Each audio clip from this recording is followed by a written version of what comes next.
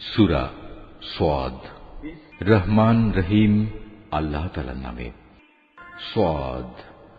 উপদেশ ভরা এ কোরআনের শপথ, তুমি অবশ্যই আল্লাহ তাআলার একজন রাসূল। কিন্তু কাফেররা এ ব্যাপারে ঔদ্ধত্য ও গোঁড়ামিতে ডুবে আছে। এদের আগে আমি কত জনপদকে ধ্বংস করে দিয়েছি।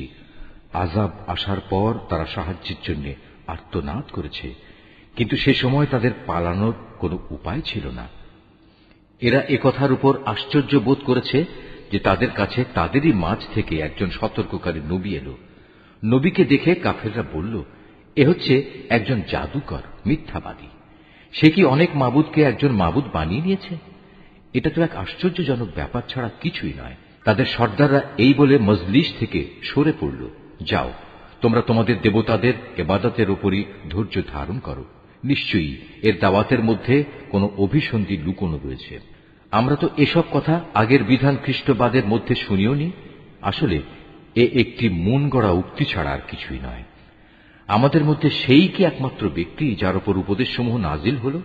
মূলত ওরা তো আমার নাজিল করা উপদেশ এ কোরআনের ব্যাপারেই সন্দিহান। আসলে তারা তখনও আমার আযাবের স্বাদ আস্বাদনই করেনি। হে নবী, তাদের কাছে কি তোমার মালিকের অনুগ্রহের ভাণ্ডার পড়ে আছে, যিনি মহাপরাক্রমশালী ও মহান দাতা? আসমান সমূহ ও জমিনের মধ্যবর্তী সমস্ত কিছুর উপর আছে কি তাদের কোনো সার্বভৌমত্ব? থাকলে তারা সিঁড়ি লাগিয়ে আসমানে আরোহণের ব্যবস্থা করুক। অন্য বহু বাহিনীর মতো এ বাহিনীও পরাজিত হবে। এদের পূর্বেও রাসূলদের এভাবে মিথ্যাবাদী বলেছিল নূহ, আদ ও কিলক বিশিষ্ট ফেরাউনের জাতি, সামুদ, লূত সম্প্রদায় এবং বনের অধিবাসীরাও। তারা তাদের স্ব স্ব নবীকে মিথ্যাবাদী বানিয়েছে। প্রভাব প্রতিপত্তির দিক থেকে বড় বড় দল তো ছিল সেগুলোই। ওদের প্রত্যেকেই রাসূলদের মিথ্যাবাদী বলেছে। ফলে আমার আযাবের ফয়সালা ওদের উপর প্রযোজ্য হয়ে গেল। এরা অপেক্ষা করছে এক মহা গর্জনের, আর তখন কারো কিন্তু কোনো অবকাশ থাকবে না। এর নির্বোধ লোকেরা বলে, হে আমাদের মালিক, বিচার দিনের আগেই আমাদের পাওনা তুমি মিটিয়ে দাও। হে নবী, এরা যেসব কথাবার্তা বলে তুমি এর উপর ধৈর্য ধারণ করো এবং এজন্য আমার শক্তিমান বান্দা দাউদকে স্মরণ করো। সে ছিল আমার প্রতি নিবিষ্ট। আমি পর্বতমালাকে তার বশীভূত করে দিয়েছিলাম, তাই এগুলো সকাল সন্ধ্যায় তার সাথে সাথে আমার পবিত্রতা ও মহিমা ঘোষণা করত। অনুরূপ পাখি কুলকেও তার বশীভূত করে দিয়েছিলাম, তারা তার পাশে জড়ো হতো। এদের সকলেই জিকিরে তার অনুসারী ছিল। আমি তার সাম্রাজ্যকে সুদৃঢ় করেছিলাম এবং সে সাম্রাজ্য চালাবার জন্য তাকে প্রজ্ঞা ও সর্বোত্তম বাগ্মিতার শক্তি দান করেছিলাম। এই আয়াতটি যিনি তেলাওয়াত করবেন এবং যিনি এই আয়াতটির তেলাওয়াত শুনবেন, তাদের সবাইকে এখানে একটি সাজদা আদায় করতে হবে। এটা ওয়াজিব। হে নবী, তোমার কাছে কি সেই বিবদমান লোকদের কাহিনী পৌঁছেছে যখন ওরা উভয়ই প্রাচীর টপকে তার ইবাদতখানায় প্রবেশ করল? যখন তারা দাউদের সামনে হাজির হল, তখন সে এদের কারণে একটু ভীত হয়ে পড়ল। ওরা বলল, হে আল্লাহর নবী, আপনি ভীত হবেন না। আমরা হচ্ছি বিবদমান দুটো দল। আমাদের একজন আরেকজনের উপর জুলুম করেছে, অতএব আপনি আমাদের মাঝে ন্যায় বিচার করে দিন। কোন রকম নাইনসাফি করবেন না। আমাদের সহজ সরল পথ দেখিয়ে দিন। আসলে এ হচ্ছে আমার ভাই। এর কাছে ৯৯টি দুম্বা আছে আর আমার কাছে আছে মাত্র একটি। এ সত্ত্বেও সে বলে, আমাকে তোমার এ দুম্বাটিও দিয়ে দাও। সে কথায় কথায় আমার উপর বল প্রয়োগ করে। বিবাদের বিবরণ শুনে সে বলল, এ ব্যক্তি তোমার দুম্বাটি তার দুম্বাগুলোর সাথে যুক্ত করার দাবি করে তোমার উপর জুলুম করেছে। আসলে যৌথ বিষয় আশয়ের অংশীদাররা অনেকেই একে অন্যের উপর এভাবে জুলুম করে। জুলুম করে না কেবল সে সকল লোকেরা যারা আল্লাহ তাআলার উপর ঈমান আনে এবং নেক কাজ করে, যদিও এদের সংখ্যা নিতান্ত কম। দাউদ বুঝতে পারল। তাকে পরিশুদ্ধ করার জন্য এ কাহিনী দ্বারা এতক্ষণ ধরে আমি তাকে পরীক্ষা করছিলাম। মূল ঘটনা বুঝতে পেরে অতঃপর সে তার মালিকের কাছে ক্ষমা প্রার্থনা করল এবং সে পরাক্রমশালী আল্লাহ তাআলার সামনে সাজদায় লুটিয়ে পড়ল এবং সে আমার দিকে ফিরে এলো।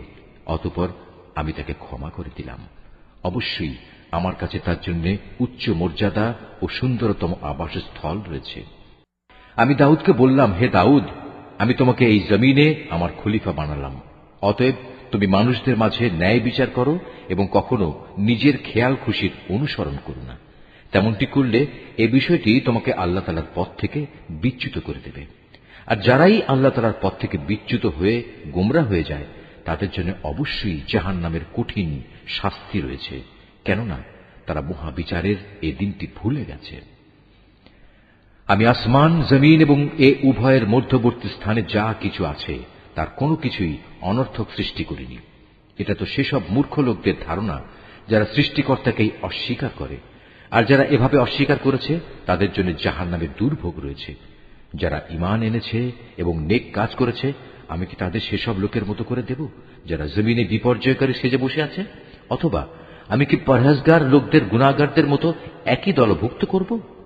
আমি এ মোবারক গ্রন্থটি তোমার উপর নাজিল করেছি যাতে করে মানুষ এর আয়াতসমূহের ব্যাপারে চিন্তা গবেষণা করতে এবং জ্ঞানবান লোকেরা তা থেকে উপদেশ গ্রহণ করতে পারে। আমি দাউদকে ছেলে হিসেবে সুলাইমান দান করেছি। সে ছিল আমার উত্তম একজন বান্দা।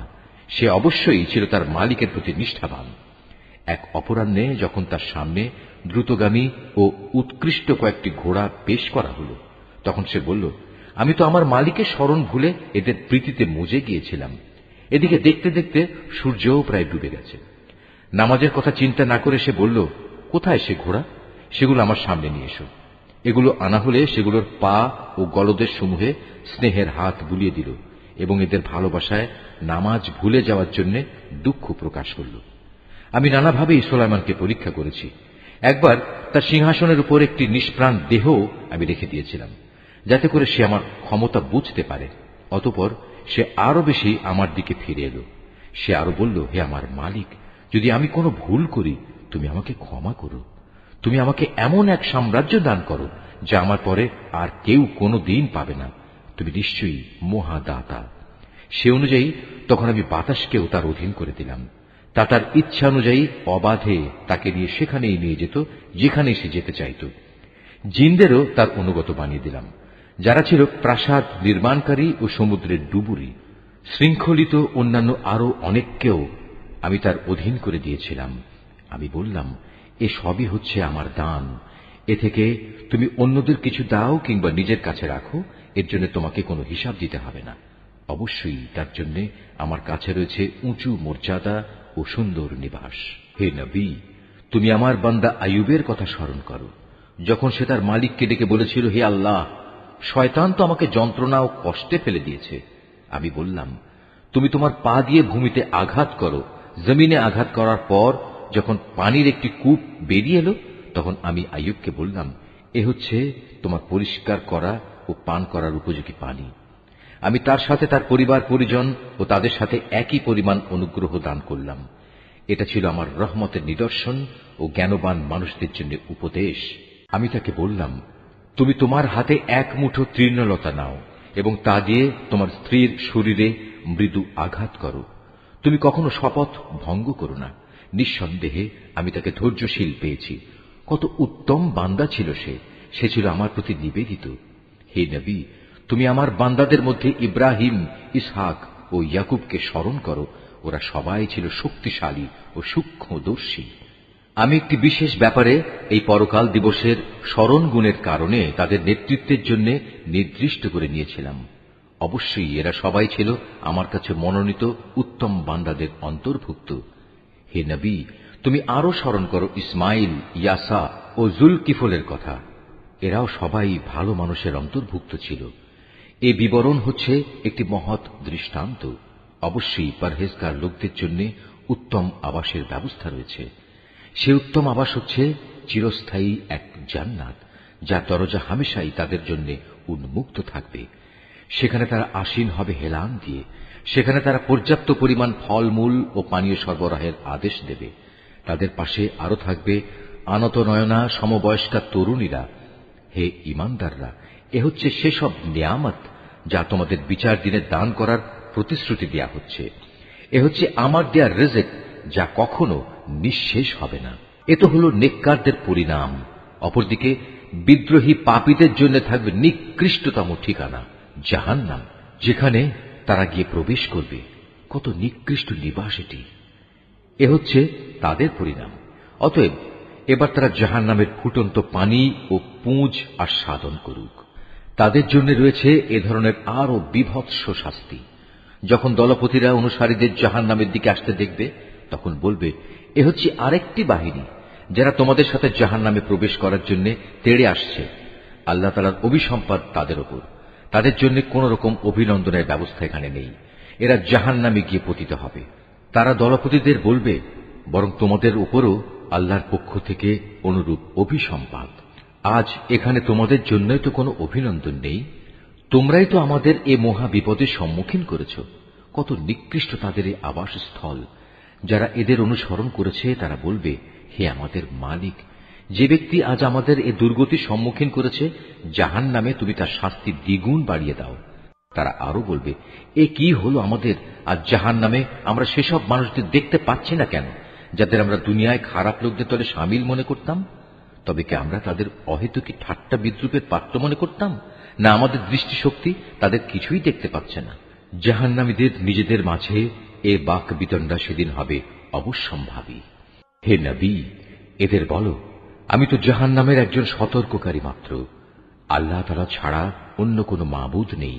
তিনি একক, তিনি মহাপরাক্রমশালী। তিনি আসমান ও জমিনের মালিক। মালিক তিনি এ দুয়ের মাঝে যা কিছু আছে তারও।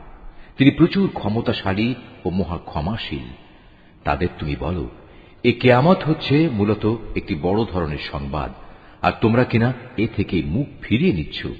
হে নবী, তুমি বলো, আমার তো ঊর্ধ্ব জগৎ ও তার বাসিন্দা ফেরেশতাদের সম্পর্কে কিছুই জ্ঞান ছিল না, বিশেষ করে যখন তারা মানুষ সৃষ্টির বিষয় নিয়ে আল্লাহ তাআলার সাথে বিতর্ক করছিল। এ তো আমাকে ওহী করে জানিয়ে দেয়া হয়েছে। আমি হচ্ছি তোমাদের জন্য একজন সুস্পষ্ট সতর্ককারী। স্মরণ করো, যখন তোমার মালিক ফেরেশতাদের বলেছিলেন, আমি মাটি থেকে মানুষ বানাতে যাচ্ছি। যখন আমি তাকে বানিয়ে সম্পূর্ণ সুঠাম করে নেব এবং ওতে আমার কাছ থেকে জীবনের সঞ্চার করব, তখন তোমরা তার প্রতি সিজদা অবনত হবে। অতঃপর ফেরেশতারা সবাই তাকে সিজদা করল, একমাত্র ইবলিস ছাড়া। সে অহংকার করল এবং সে কাফেরদের অন্তর্ভুক্ত হয়ে গেল। আল্লাহ তাআলা বললেন, হে ইবলিস, তোমাকে কোন জিনিসটি তাকে সিজদা করা থেকে বিরত রাখল, যাকে আমি স্বয়ং নিজের হাত দিয়ে বানিয়েছি? তুমি কি এমনই ঔদ্ধত্য প্রকাশ করলে? না তুমি কোনো উচ্চ মর্যাদা সম্পন্ন কেউ? সে বলল, হ্যাঁ, আমি তো তার চাইতে শ্রেষ্ঠ। তুমি আমাকে আগুন থেকে বানিয়েছ আর তাকে বানিয়েছ মাটি থেকে। তখন আল্লাহ তাআলা বললেন, তুমি এখান থেকে এখনই বেরিয়ে যাও, কেননা তুমি হচ্ছ অভিশপ্ত। তোমার উপর আমার অভিশাপ থাকবে বিচারের দিন পর্যন্ত। সে বলল, হ্যাঁ, আমি বেরিয়ে যাচ্ছি। তবে হে আমার মালিক, তুমি আমাকে সেদিন পর্যন্ত অবকাশ দাও যেদিন সব মানুষদের দ্বিতীয়বার জীবিত করে তোলা হবে। আল্লাহ তাআলা বললেন, হ্যাঁ, যাও। যাদের অবকাশ দেয়া হয়েছে তুমিও তাদের অন্তর্ভুক্ত। অবধারিত সময়টি আসার সেই নির্দিষ্ট দিন পর্যন্ত তুমি থাকবে। সে বলল, হ্যাঁ, তোমার ক্ষমতার কসম করে আমি বলছি, আমি তাদের সবাইকেই বিপথগামী করে ছাড়ব, তবে তাদের মধ্যে যারা তোমার একনিষ্ঠ বান্দা তাদের ছাড়া। আল্লাহ তাআলা বললেন, এ হচ্ছে চূড়ান্ত সত্য, আর আমি এ সত্য কথাটাই বলছি। তোমার ও তোমার অনুসারীদের সবাইকে দিয়ে আমি জাহান্নাম পূর্ণ করবই। হে নবী, তুমি বলো, আমি এ কাজের জন্য তোমাদের কাছে কোনো পারিশ্রমিক দাবি করছি না। না যারা লৌকিকতা করে, আমি তাদের দলের লোক। এ কোরআন হচ্ছে সৃষ্টিকুলের মানুষদের জন্য একটি উপদেশ মাত্র। কিছুকাল পর কিয়ামত সংঘটিত হলে তোমরা অবশ্যই তার সত্যতা সম্পর্কে জানতে পারবে।